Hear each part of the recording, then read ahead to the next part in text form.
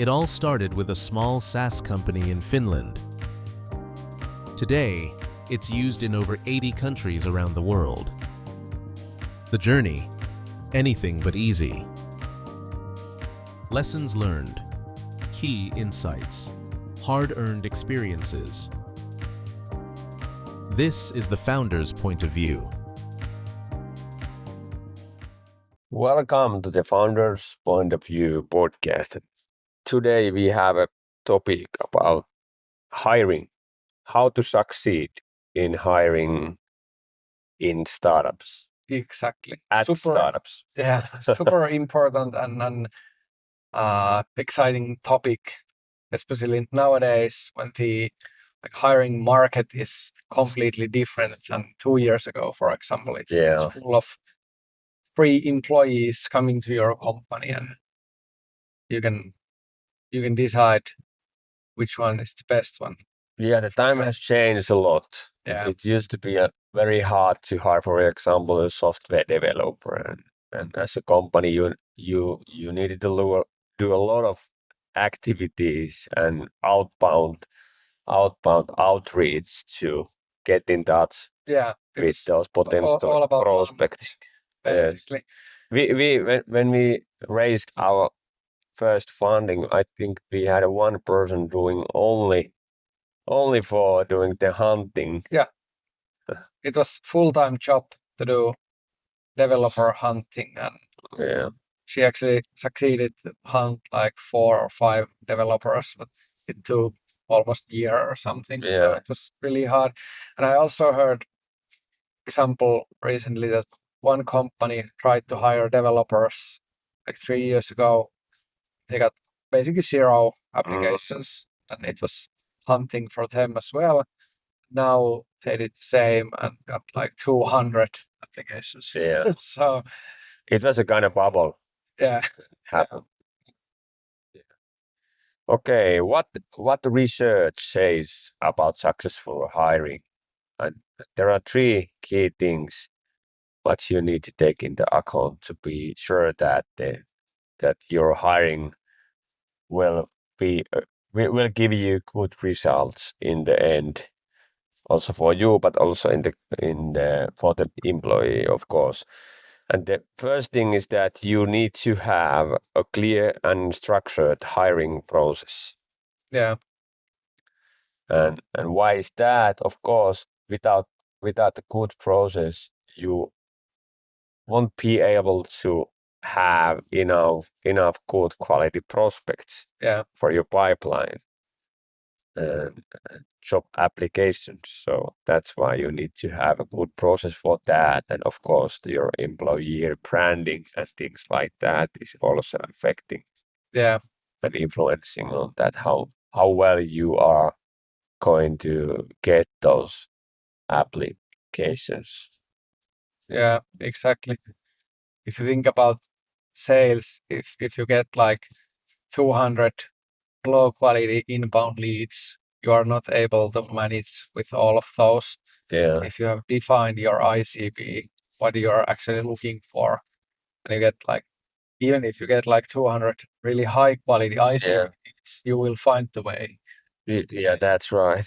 That's right.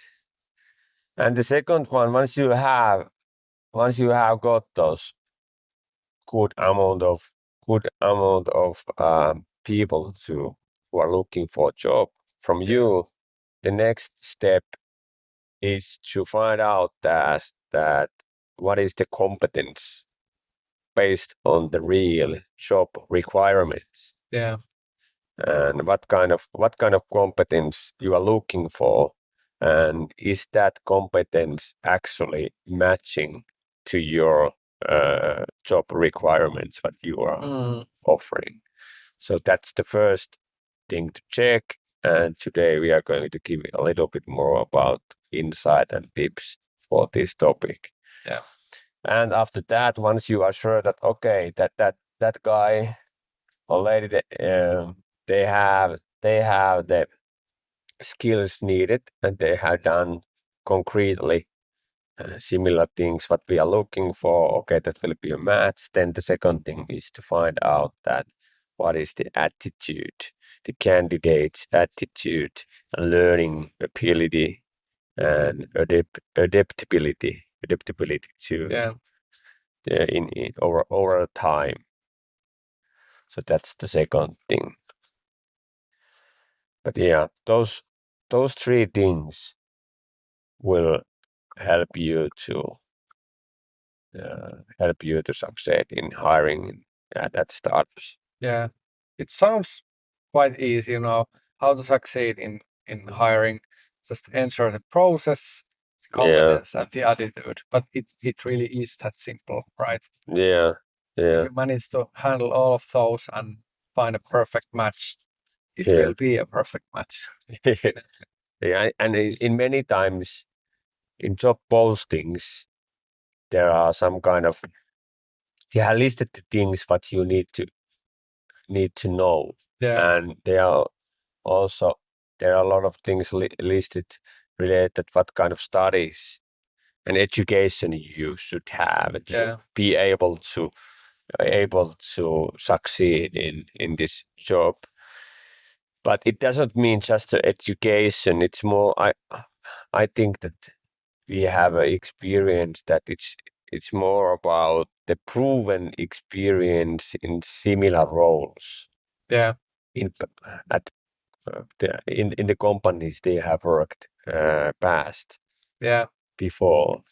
Especially what comes to competence. Yeah, especially the competence. About the attitude, you can have like experience for different life situations. That's true. And you can use that for the incoming job. But if you talk like strictly about the competence, it's usually some kind of experience from similar companies, from similar situations. And I remember when we have hired more than 100 people during here at Trustmary, and I remember that when we started the first hiring, do you remember our first hiring, the open hiring process where we posted a job, tuotantokoordinaattori? Yeah. And then we lots of those applications. Yeah, we got like a 50 applications, and we went through that. But that's the first time when we did that together. Yeah. And now I remember that we didn't know what we 100% needed to do, and we didn't have the structured process and interview and everything. We tried to do that, and it was kind of some kind of ideal interview process and the questions to go through.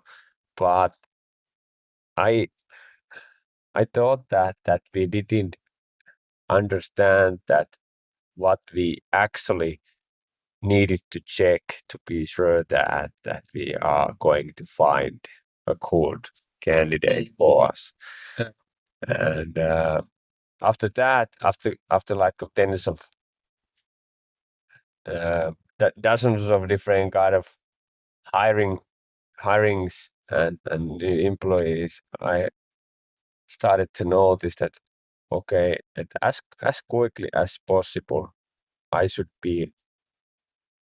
go through very openly that what is the job actually like, and what are the concrete things what you need to do every day, the morning, the afternoon, what's the job like, concrete way. And actually for this competence part, the hiring process you mentioned, it was production coordinator for the video company we had back then.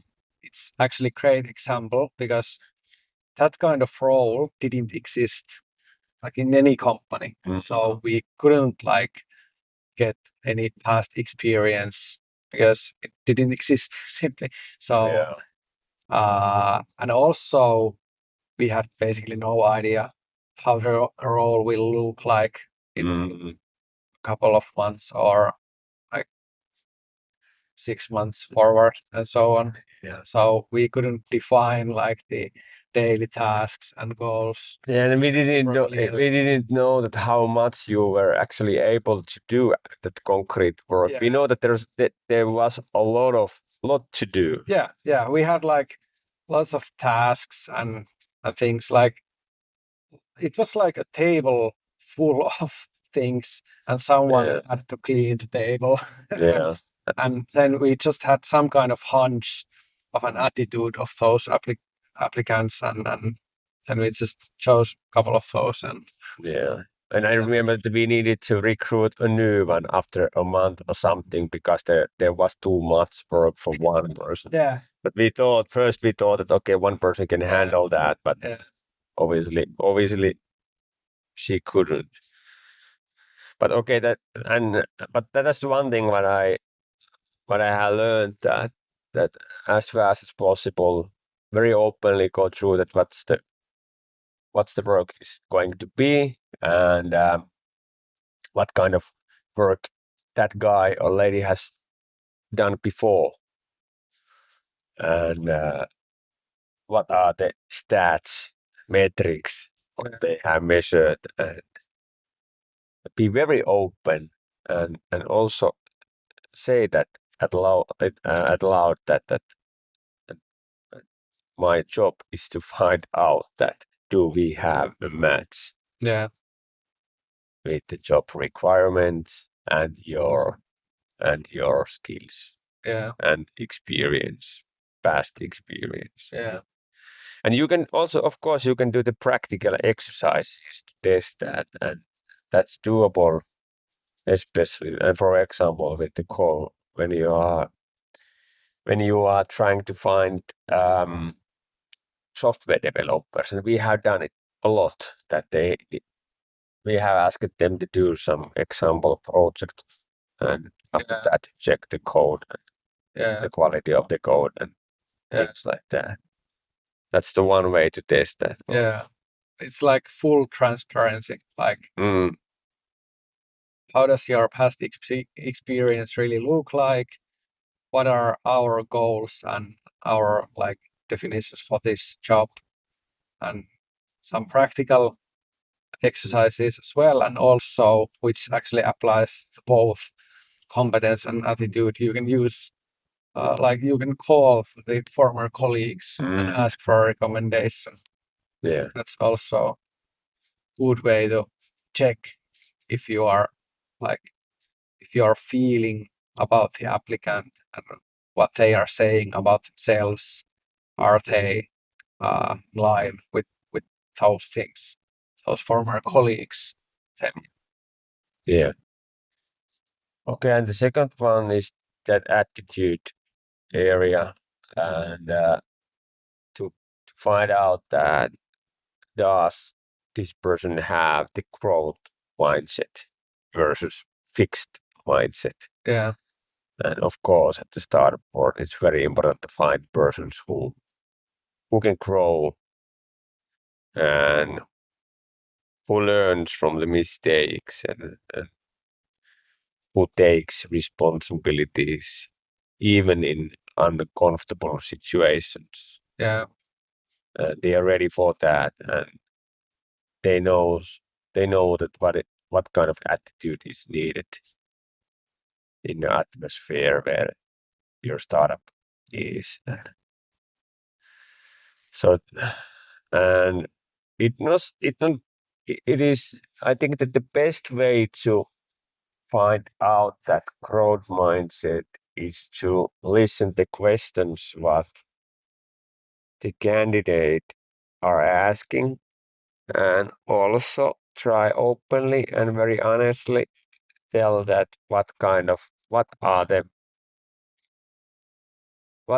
the bad things in this job, and in our at our company, and maybe in future that, and check that what kind of questions they will ask, and are they still after that honest and open conversation, are they is they are they still interested interested in yeah, that's place. true. Yeah, Yeah.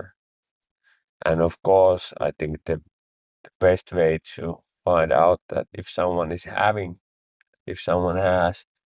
the growth mindset is that is she or he able to tell openly the things he or she is not good at all.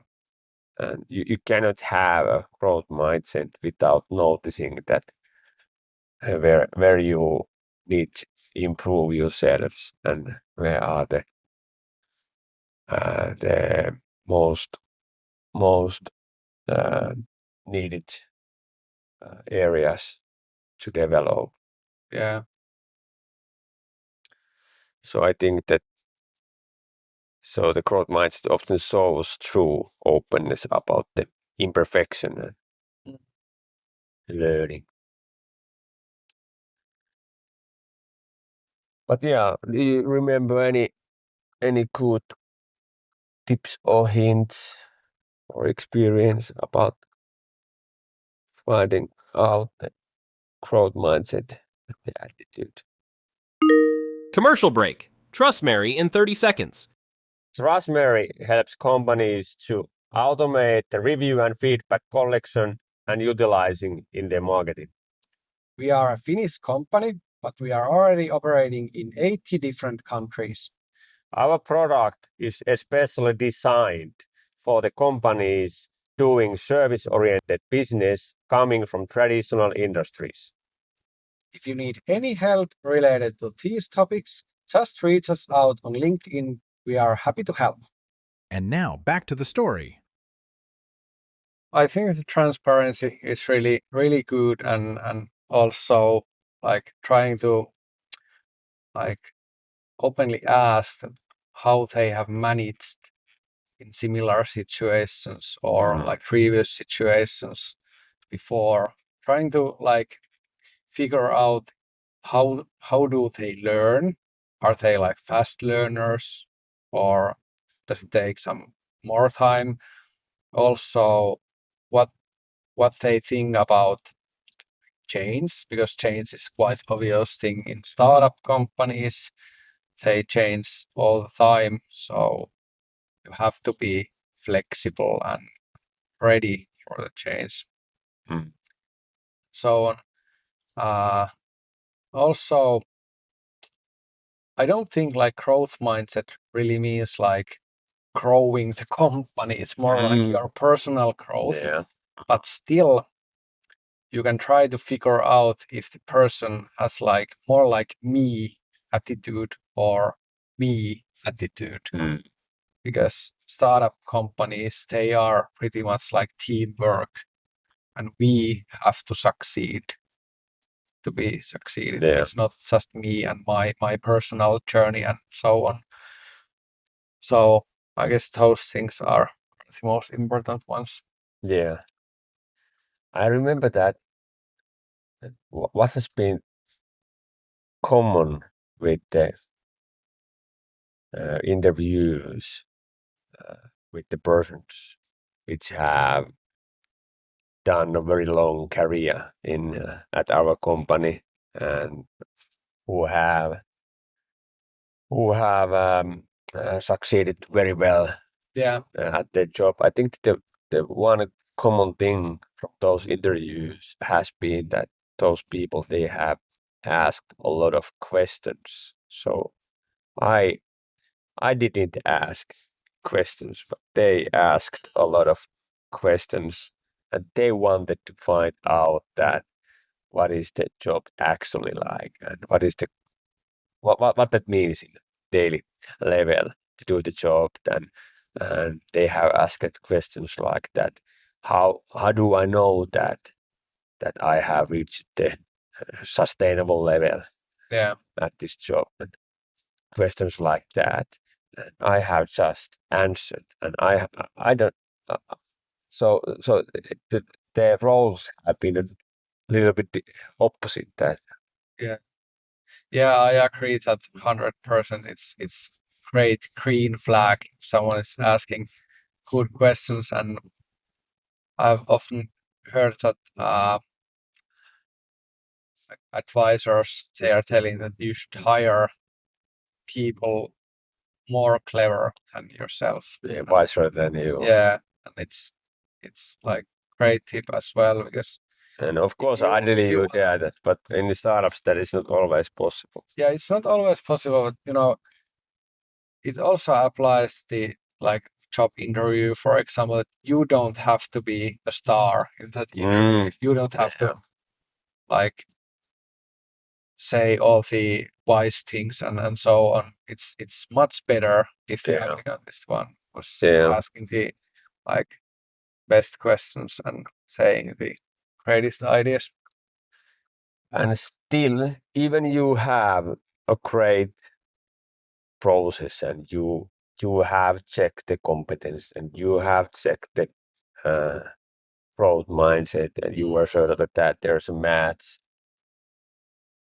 It's still a risk for both, for the employer and the employee to start the job, and we are lucky in Finland that we have that probation period as the key safety net. So if everything goes wrong or it is not match, so we can end the job and continue as it was before the hiring. So I think it's the greatest like practical exercise for both parts of the process. So for the employee, it's like a period to showcase yourself and also check if company is what they promised, and for the company, period to check if the employee was really a match for the company, and also try to showcase the company's values and vision and everything in practice. So it's really good that we have that. It's usually 6 months because that's the like highest amount you can use on contracts. So it's a pretty long time. It's pretty long time, yeah. Of course, there are some kind of manager jobs, or some other job, but I think at the most of the jobs, you will find out faster than during the 6 months that is this a match or not. Yeah, definitely. And in my opinion, it's not necessary to wait 6 months. Yeah. If it's clear, You need to move early. like at least some parts of the contract that this doesn't work, this will not work, then just end it and that's it. It's best for both parts, definitely. Yeah. All right. Do we have everything we need to know and the basics about succeeding in hiring? Yeah, I think so. We have like something really important in the beginning, which is the process. Yeah. And your capabilities to manage all the applications and find the most potential candidates for you. Then at the end of the process, we have this probation period. So you can end the contract like very, very quick if you need. Between the hamburger, we have 2 POVs. Yeah, exactly. The competence checking and the attitude check. Yeah. So if you enter that model, you will succeed in hiring for sure. Yeah, you're right. Thank you for listening. Thank you. See you in next episode.